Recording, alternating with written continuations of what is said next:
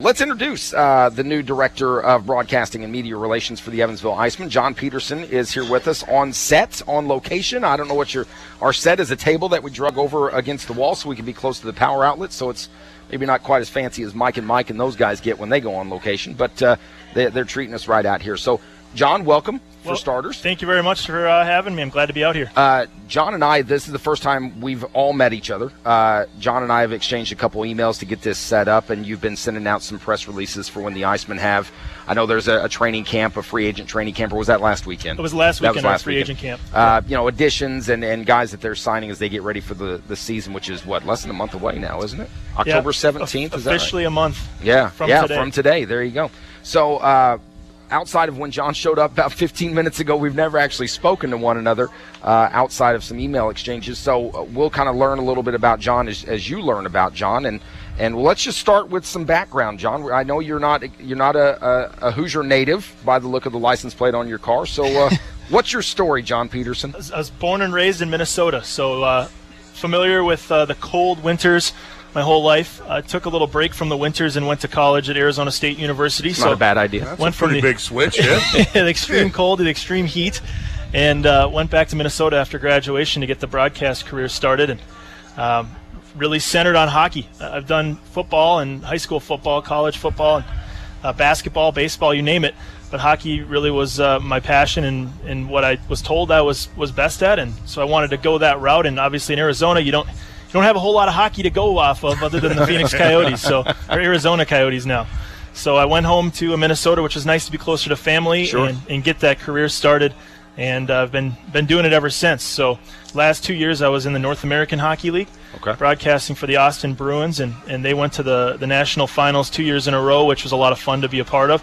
And then this will obviously be my first year in Evansville, so I'm really excited to get started. Now, Arizona State, if what I understand, that's all right for the ladies out there. Is that it's true? Not too bad. That's what I hear. Okay, no complaints. Yeah, that's what I figured. That's what I heard. Yeah, it was a fun experience. 68,000 students. I think it's the second biggest university in the country behind Ohio State, and obviously with the weather being what it is. You can do the math. So they don't wear parkas very often. No, they don't. They don't have to bundle up down there in Arizona. Farm-fed West Minnesota women up there out in Arizona. No, sir. Not all Minnesota women are farm-fed either, so get off Facebook. I hear you already. John Peterson, our guest. John is the new Director of Broadcasting and Media Relations for the Evansville IceMen. Again, as he mentioned, their season 1 month from today will get underway. They start at home this year, if I'm not mistaken, with the Indy Fuel at the Ford Center on the 17th. Yeah, the Indy Fuel come to town on the 17th. It's a Saturday night. It's a budding rivalry. As you know, Indy started their stint in the ECHL last season, and hopefully we can build up a nice little rivalry there with the team closest to us in Indiana. And then the second weekend is also home games. So our first two games are at home, back-to-back Saturdays, and it's Toledo, the team coming to town on October 24th. Right. So we're excited about it. I think we all expect to have an improved team. We certainly hope, and I know the fans hope, that we have a good team this year. And I think the right pieces are in place. And talking with the coaches, they're really excited about the guys that are coming in this year. And we'll see. October 17th is game number 1 of a 72-game schedule, so the stretch run begins. Well, I'm sure you did your homework before you came in. As you mentioned, hopefully things can get turned around for the IceMen. Last year was probably one that they'd rather soon forget with the coaching change midway through, switching from Dwight Mullins to Al Sims, and we've had the chance to talk to Coach Sims on numerous occasions. He would join us, and we plan on that to be the case again this year. Coach would usually join us about once a week. We'd talk some hockey and talk IceMen and where the team stands at that point in time. So, and we talked about it extensively through the season last year as they continued to not quite turn around maybe as quickly as some were hoping. That, with Al Sims, he came in like New Year's Day was his first day. The season was practically half over at that point. It takes time for these guys to be able to get their own personnel in and establish their system. Yeah, absolutely. And I think Al Sims' coaching resume speaks for itself. Sure. And the fact that he stepped into a team that really wasn't his own last year, I think he's excited about the fact he can pick his team this year, and he can bring in a guy that he's worked with and he trusts as an assistant in Johan Lundskog. And I met Johan earlier in the week, who just got to town from Sweden. And between the two of them, they have a lot of connections in hockey, and I know that they can bring some guys in here that are going to help this team win.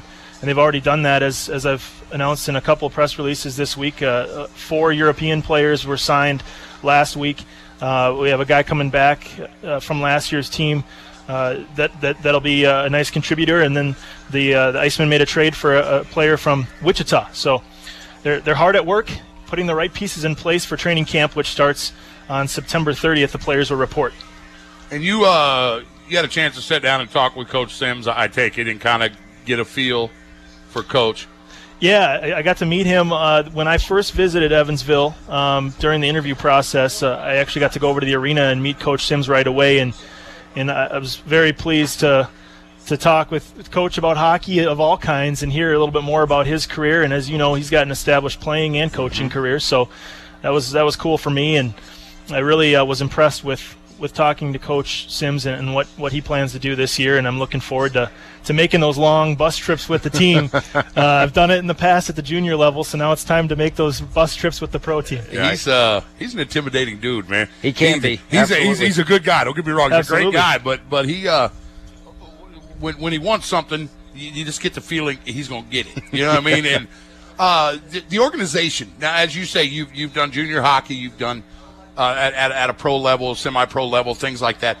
Minor league sports, a lot of times, I did some minor league stuff in the past, indoor football, things like that. And you can roll into some venues that are. I've called games on bales of hay. I've called games that on hanging platforms from the ceiling. You go into the Ford Center. It's a beautiful venue. Mr. Riggs and the whole organization here for the IceMen are top-notch, class act. And for you coming in here, what was your first impression walking in and meeting your employers and seeing the arena? Well, that was just it right there. I was impressed with the people first and foremost, and I've said wherever I've gone in broadcasting that I like working with good people, and I noticed that right away. But they took me over to the Ford Center, and I was almost shocked that was a minor league facility. Mm-hmm. The fact that we're this lucky to have a facility like the Ford Center in minor league hockey is pretty incredible. And I think the people in town hopefully don't take that for granted. And I know they do a lot of great concerts there too. But I went up to the press box and I was thinking, this is going to be my playground this year. I'm excited about the possibility of broadcasting up here because where I came from, Austin, Minnesota, where I was at last year, it was a rink with a lot of history. Mm-hmm. But we basically history doesn't always mean nice. We had we had a table at the top of the bleachers, so that was the press box. Yeah. So.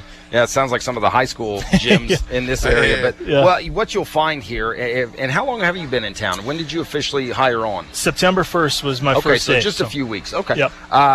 What you'll find here, I'm born and raised here. Jimmy, again, born and raised here, spent some time up north in Wisconsin for a few years, but made his way obviously back home at one point. But, hockey wasn't a big deal in this area when I was in grade school and high school. It has started to become more of a big deal. And what you're going to find as you get more involved in the team in this area, there's a real passion for this team here in Evansville. They support it full bore.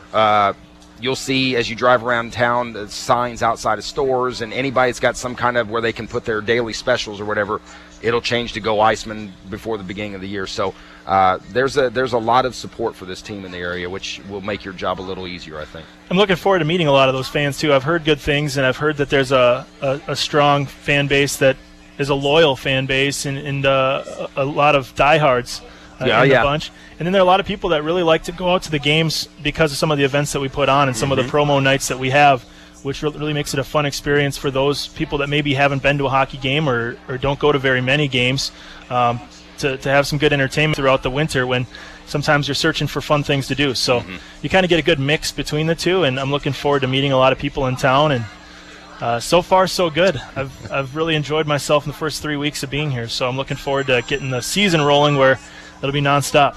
John Peterson, our guest. He is the new Director of Broadcasting and Media Relations for the Evansville IceMen. It's Ford and O'Brien, ESPN Evansville 105.3 and online, ESPNEvansville.com. So you've only been in Evansville for 3 weeks, so I won't grill you on where certain streets and certain things like that are yet. Thank you for that. There are some things, if you haven't done them yet, being a native, there's some things that you have to do when you're here in Evansville. Have you had a box of barbecue Grippos yet? I have not. Okay. Put that on the list of things with to a do. ski. Sounds with good. A ski. With a ski. You got to drink it with a ski. Or a Miller Lite. That's how the West Siders do it. They get those in Minnesota too. They do. But they're colder here. You got to have. You got to swing by a Pizza King and grab a Stromboli. They're famous around here. You got to do that. And if you can stomach one, it's up to you. Hilltop Inn on the West Side serves brain sandwiches. Oh, wow. That's a thing. Now, again, a lot of these are West Side traditions. That's where I was born and raised, and you're going to find, too, here in this town. We have the West Side of Evansville, and we have the East Side of Evansville. And sometimes we don't care a lot for each other. We, on the West Side, we feel like we're more the blue-collar, hard-working, blah, blah, blah. Right and now, no, just let me finish. But we on the West Side think the East Siders are the snobby kind of, cake eater kind of people, and they think we're just a bunch of dumb hilljacks that drive tractors back and forth to work. That's just the way it goes. It's always been that way. It probably won't change. But I just want to, as a new guy in town, I want to give you the heads up on the dynamic you're running yourself into when you get here. I don't know if it was like that. We're up in Minnesota. If you guys were a big enough town to be kind of split in those kind of different directions, but I mean, we all like each other, but we have our differences. It's kind of how we viewed Minneapolis, St. Paul, the Twin Cities. St. Paul was more the blue collar, more history, type of city, and Minneapolis was the newer and higher towers and the younger crowd moving into some of those areas. So you get a little bit of mix everywhere you go, I suppose. To be honest with you, I'm so geographically turned around in the 3 weeks I've been here. I don't even know if I'm on the east side or west side. You are on the east side. Oh, yes. I am. Okay, good. You are on the east side. Good. You are at Show Me's East, and that is Showplace Cinemas East. And it's there's good one to know. on the south side and the north side and everywhere else. But, hey, one question for you real quick. I know we're kind of up against the clock here a little bit, but I've done, like I've called football games, basketball, baseball. I've never called a hockey game, and I honestly, I'll put my ego in check. I don't think I could. Yeah, I'm not sure. That is a tough game to call. You know how your adrenaline kicks in when you get ready for any broadcast? I don't know if it still's the case, but every broadcast I do, my adrenaline's going pretty good. Right. Hockey, the first time I did it, I was so terrified. And it was an Arizona State University club hockey game, and now they have a Division I program, and they're starting up this year. But when I was there, it was a club team, and I was so nervous that I was just going to not be any good, not know any of the guys' names. And it really comes down to preparation, and for me, it kind of came naturally. Once I had the names and numbers memorized, and I know the game enough to know the terminology and some of the things that you need to know to broadcast a hockey game, it came naturally in 3 or 4 broadcasts. It's 90 mile an hour, though, all the time. Oh, yeah. All the time. Yeah, you got to be aware. And they don't have a Jones. They don't have a Smith. Yeah. I tell you what, try to pronounce the French player's name French we just Canadian, signed. Yeah. Daoud Fave, I believe is how you say his name. So that'll be fun one all year. Yeah, good luck to you, sir. I get it does. It really does. I mean, hats off to hockey announcers. There are some that are really, really good, and there are some that are not. Yeah. I mean, that's just the way it goes in any business. Yep. But that's a rare breed, man, to call hockey games. It really is. Well, the key is how much faster now is this level than the level I'm at. But I feel like I'm ready to go, and I'm prepared, and hopefully qualify. I can tell you from sitting in the stands and just watching it and not having to worry about who's where and what and doing there, it's fast. I'm sure you'll be fine, though. John Peterson, the new voice of the Evansville IceMen, their Director of Broadcasting and Media Relations, joining us here at Show Me's East. John, it's a pleasure to meet you. I know we'll be probably in contact with each other pretty frequently once the season gets up and underway, and hope you enjoy it here in Evansville. And, again, there's a couple things. Stop by the grocery store, box of Grippos, barbecue Grippos. Got to get yourself some ski, find a Pizza King, grab a Stromboli, you'll be set. Well, thanks for having me, guys. I appreciate it. No problem. Thanks for the pointers. Our pleasure. I'm sure we'll have you back sometime over the course of the season. If you don't like the Grippos, you're not breathing, man. It's just that simple. Don't tell us you can't like Grippos, and go Pack Go. Come on now. Yeah, John's a Vikings fan, so that's why they're on opposite ends of the table right now. Yeah, that's all right. You can be a Viking fan. Have at it, my friend. It's a painful team to root for. Well, you know what? We can find common ground in hating the Bears. Fair enough. Absolutely, I agree. All right, friendships have been made. Game here. on.